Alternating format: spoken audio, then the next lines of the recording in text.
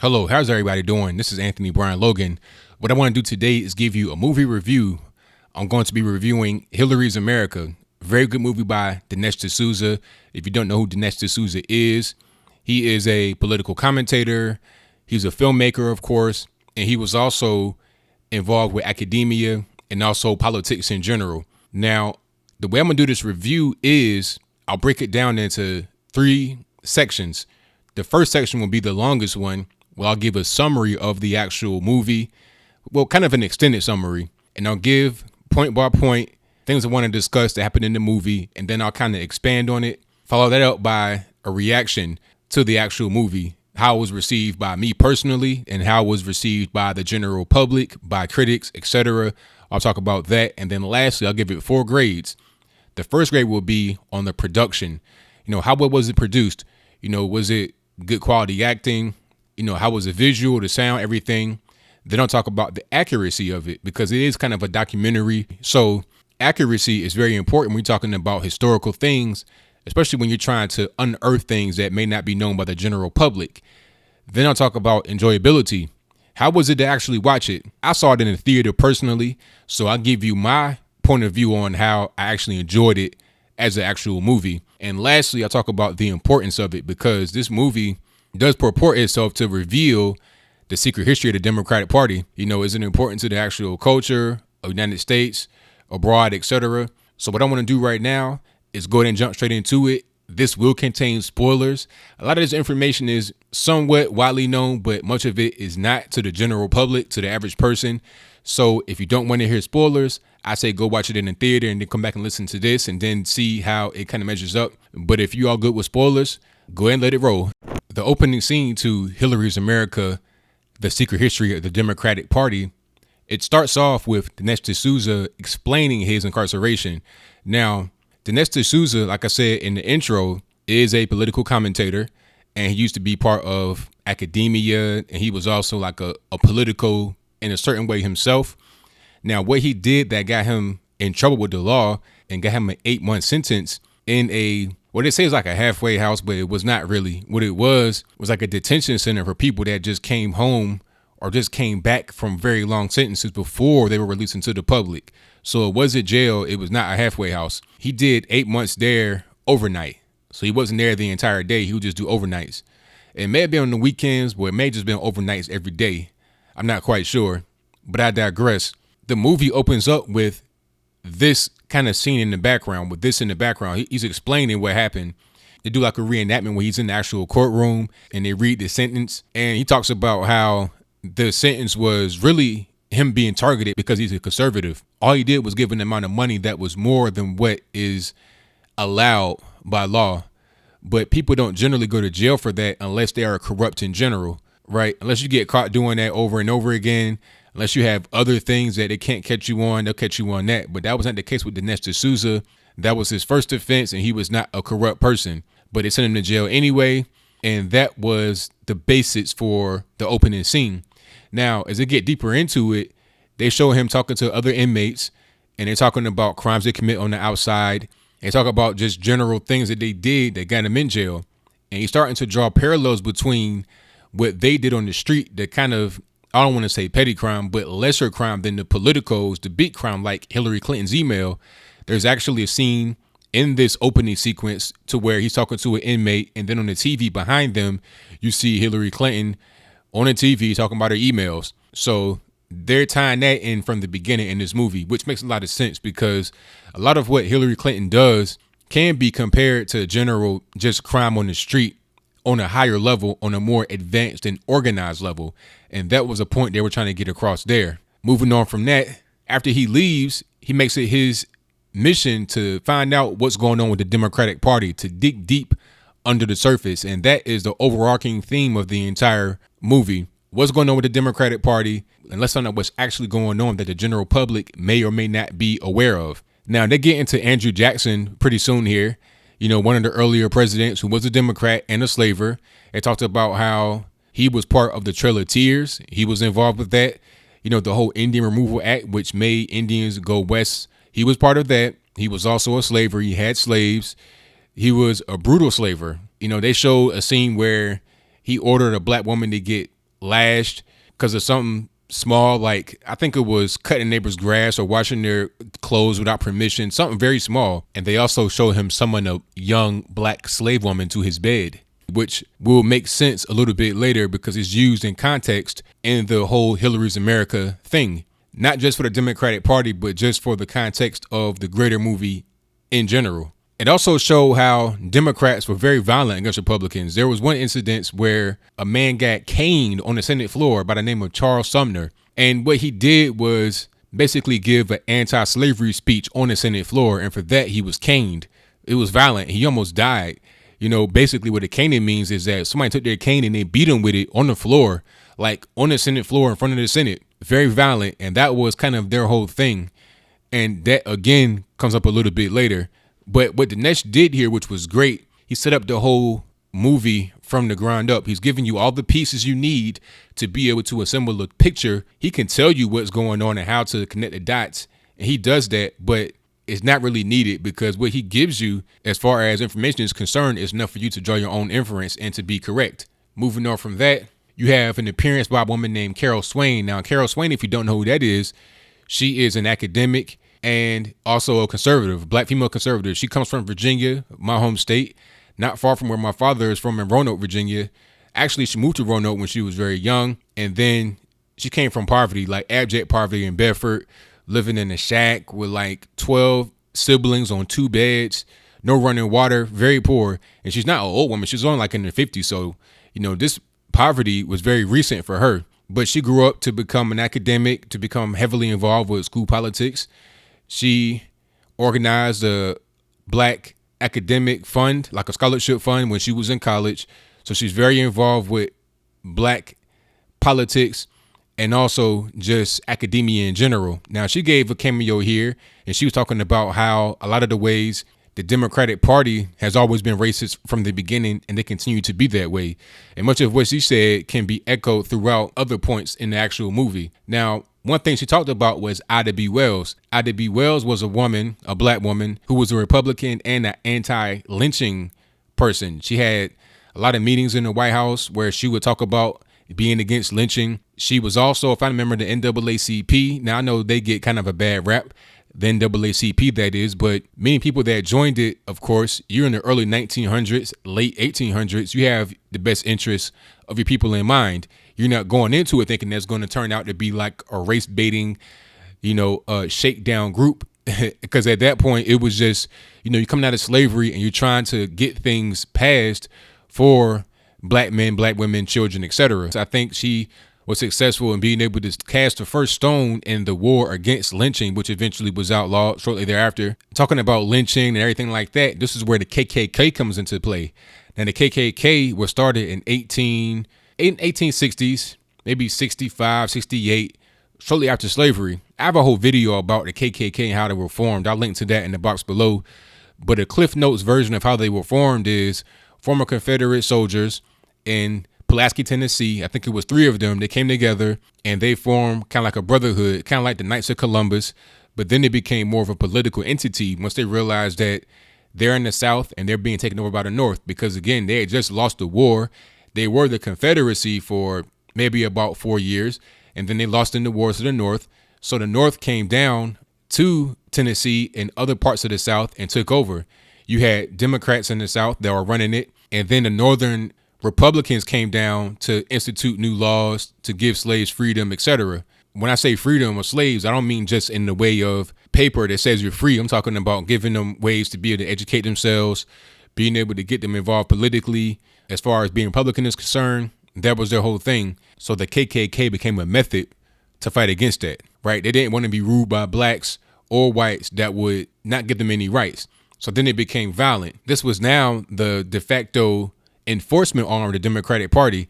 Now, one thing they got wrong in this movie, once I get to my accuracy portion, was about Nathan Bedford Forrest, but I won't touch that right now. So they showed the KKK throughout the movie. They talked about how one of the first movies to be aired in the White House was Birth of a Nation under Woodrow Wilson, right? So this is something very important because by the time Birth of a Nation came out, at that point, the Klan had already been abolished. They were abolished actually in 1877, right? The first Klan was. So they were not around from then on up until Birth of a Nation, which was aired in the White House, Democratic president, right? This was in the year 1915. And by the way, Birth of a Nation was written by Woodrow Wilson's good friend, a man named Thomas Dixon.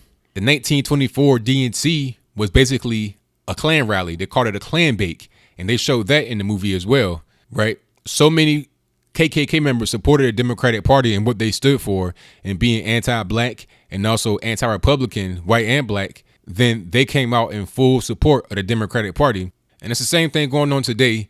You get the Black Lives Matter protests and rallies, and really what Black Lives Matter stands for and what they advocate for is not much different than what the Klan wanted back in the day. You know, the Klan wanted their own separate nation, essentially. They wanted to be free from blacks. They wanted to be free from Republicans. They hated Republicans. They would kill them. They would lynch them, black and or white. It didn't matter who you were. They'd kill you for being Republican, and they wanted to adhere and uphold the democratic principles, right? Now, I don't see how this changed today. I mean, you ask a Black Lives Matter supporter, they'll tell you that they hate Republicans with a fervor of 1,000 suns. They want to hurt them. They want to kill them. They hate police. They hate anybody that is against what they want to do. I don't see the difference between the KKK and Black Lives Matter. The only difference is that in 2016, Black Lives Matter is a little bit more inclusive, because there were black Klan members back then before the second wave of the Klan in the 1900s. There were black Klans members, just like there are white Black Lives Matter supporters. But I digress.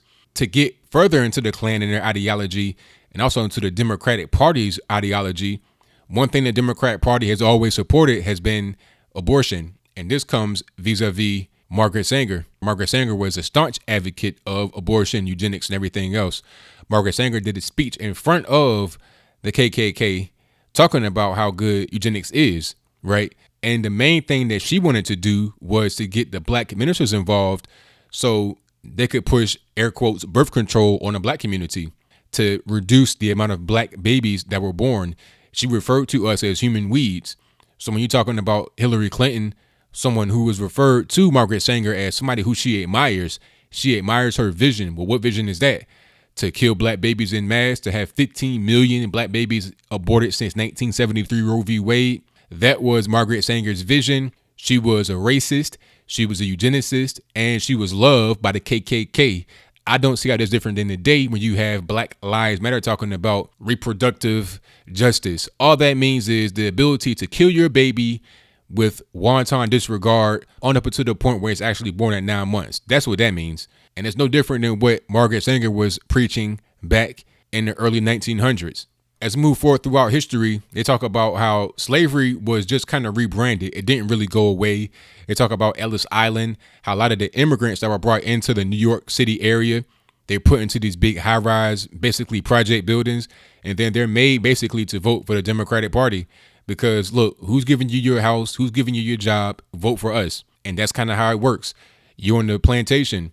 It's the same thing that happened back in slavery. It's like, look, you're in this plantation. We give you your food. We give you your housing. You do what we say. We own you. It's the exact same principle. The only difference is that the immigrants voluntarily came to the country, but I don't think they were prepared to be met with the criminal crime bosses that ran many of these cities, that forced them basically into these houses as a way to live versus being able to make their own destiny. Now, Civil Rights Town comes along. This was right around the time of Ellis Island. Shortly thereafter, I think Ellis Island might have been in the 1940s. Now, Civil Rights Time in the 50s and 60s, Democrats generally voted against civil rights more than Republicans did. Republicans wanted to be the ones that got civil rights through. Matter of fact, Republicans were the first ones to give blacks civil rights. Republicans were the ones that were behind and supported the 13th, 14th, and 15th Amendments. This was the abolishment of slavery, full citizenship into the United States. And that was not just for blacks. That was also for former CSA citizens, Confederate States of America. So basically, if you're a white person that came from the South that was apart from the Union during the war, when the war was over, you were granted citizenship, same as blacks. If you were a slave, you were a citizen officially, right? And the last one was the 15th Amendment, which gave us the right to vote. This amendment passed in 1870, not 1964, when you had the Civil Rights Act, which brought the Voting Rights Act. You know, the thing that happened in 1964 was just to reduce or to remove many of the barriers put up to prevent blacks from voting, which happened mostly in Democrat-ran places. Now, this is right around the time of LBJ, and this is when the air quotes big switch happened. Really, they say it happened in 1930 in the movie. That's when the ball got rolling, but it really happened in 1960s. That's when it really kind of became entrenched as far as blacks generally voting for Republican and then switching to voting for Democrat. LBJ says, hey, these Negroes getting pretty uppity these days. We got to give them a little bit of something to make sure they're okay, but not too much. And then he says, I have those niggas voting Democrat for 200 years. And here we are today, 85 to 90% of blacks vote Democrat. So maybe he wasn't too far off. But of course, he had a racist and nefarious undertone to the whole thing. And that is part of the reason why many blacks today are starting to wake up and not voting for a Democrat Party anymore. As we get a little bit further, they talk about Hillary Clinton and her young years and talking about how she was around Saul Alinsky. Now, Saul Alinsky was in Chicago during, the mafia, the mob time, and he was around Frank Nitti. And what he did was basically just tag along and go to different places with him. He ended up working his books and stuff like that. So he kind of learned a lot from gangbangers. So that kind of tells you what kind of person he is, to learn a lot of what he did in the political arena from gangbangers. Now, what Saul Alinsky was like a political organizer. That was pretty much his thing. And then he taught a lot of what he knows to one Miss Hillary Clinton. Now, the actress they had to portray Hillary Clinton was kind of goofy. I mean, her facial features and just her expressions were kind of goofy. But I think she did do a good job of illustrating how Hillary Clinton was during those times. They also show a very young Bill Clinton here. And they established early in his appearance in the movie that he is basically a philanderer. He cheats on Hillary. He's not a good guy. That's pretty much what they showed from the beginning. They show him with his wild hair and everything else. This is the 70s, so you have the whole hippie thing going on. And then as they go further into the history of Billery, as I call them, Bill Clinton and Hillary Clinton, they show Bill basically hanging with some hooker type of chicks and high heels. And this is like happening in the Oval Office in the White House. And then they draw a parallel to what I talked about earlier with Andrew Jackson having a black female coming to the bed with him on the plantation. It's not much of a difference. You got men in high places of power in politics abusing their power to take advantage of women. And Hillary Clinton is basically either allowing it, ignoring it, or condoning it. They bring up Obama's childhood here briefly. They talk about his father. They talk about the book Dreams from My Father. And they quote a passage where he's talking about his father when he came to the school, and he was selling his father as this big African king kind of guy. And he was afraid that his father would embarrass him by not being an African king, but that his father showed up in full costume and really played the part of an African king and pleased his classmates. Now, in the movie, they basically say that Obama, who was also an Alinskyite, he understood how to pitch from Alinsky, but he understood how to sell a lie from his father. That's pretty much the whole movie there. I don't want to give too much. I gave a lot right there, but that's pretty much the whole movie. You also had a cameo appearance from Peter Schweizer.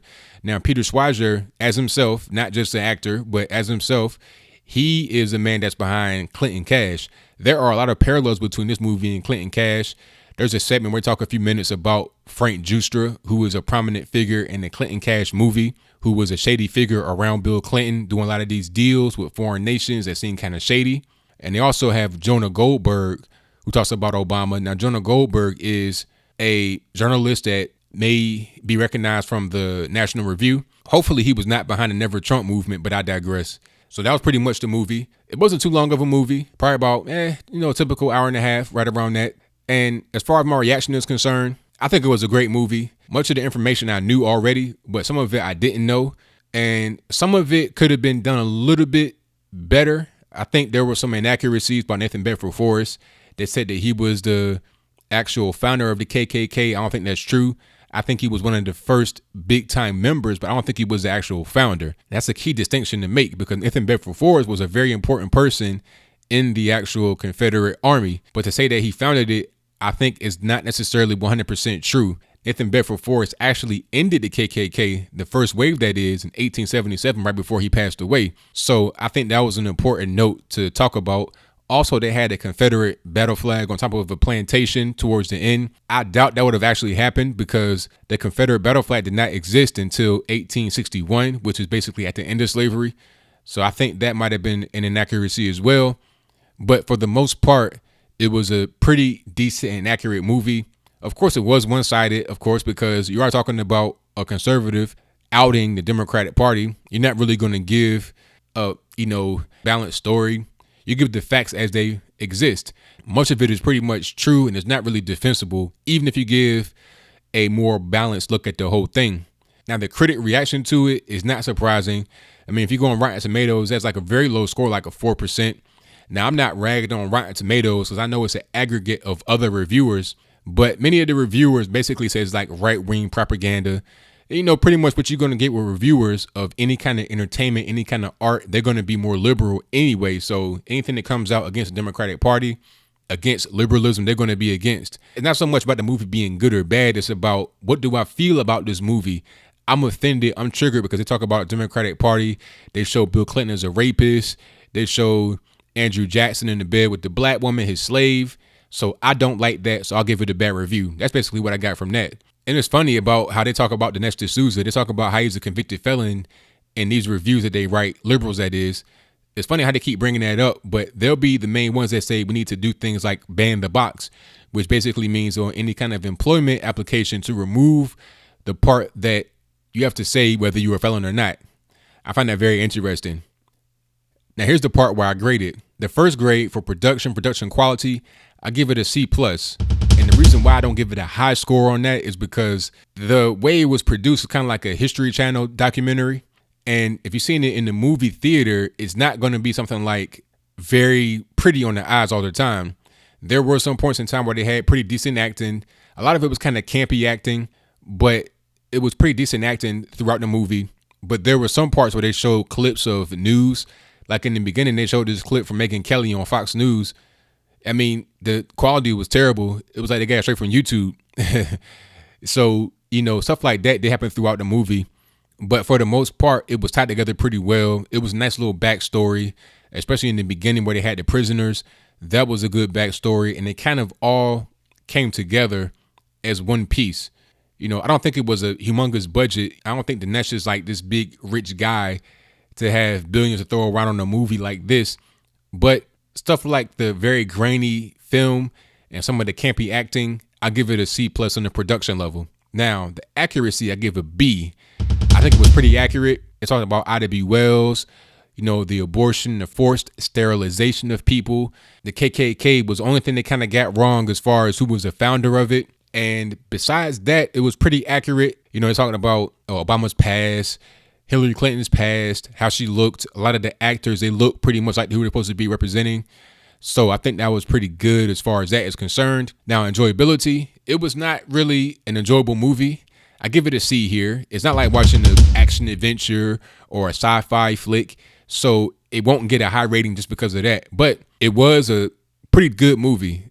It was, like I said, it was produced pretty well. It got the facts across, but it was not, if you're going to go into it thinking you're going to find jokes and laughs and all this, that, and the third, no, it's for information. And that is pretty much its primary role. It does have some storyline behind it, besides just all the fact telling and besides the interviews. But for the most part, it's not like an entertaining movie. Now, lastly, as far as the importance is concerned, I give it an A as far as being important because this is the perfect timing to release it right now during an election. It may be able to sway the election. I'm not going to say this movie by itself can determine the election, but it could sway it.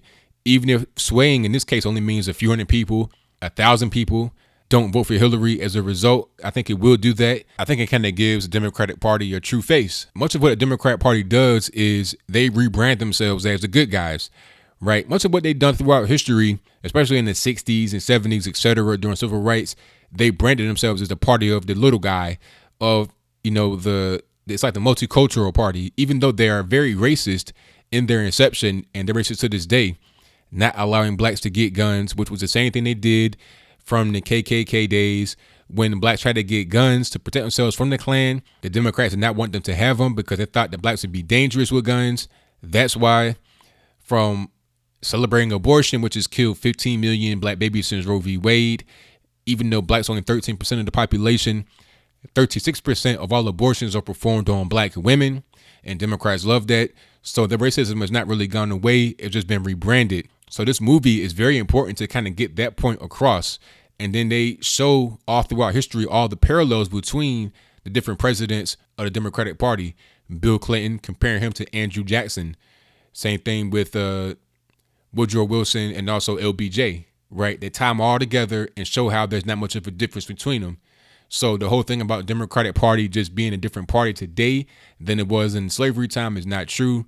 And that is a very big myth that has to get busted. So I give it an A plus for importance. That's all I got for the review. I have a link to the movie in the box below if you want to see sources for all the information that they have collected in the movie. I do recommend it to anybody. If you got a liberal friend or a liberal acquaintance that does not believe that a Democrat Party is racist or sexist or a terrorist organization, please tell them to go watch this movie. So what do you think? Do you think it was a good movie? Did you like my review? If you've not seen the movie yet, have I swayed you to go see it? Whatever your comments are, positive or negative, let me know in the comments below. That's all I got to say for this video. If you like what you heard, please comment, rate, share, and subscribe. Peace.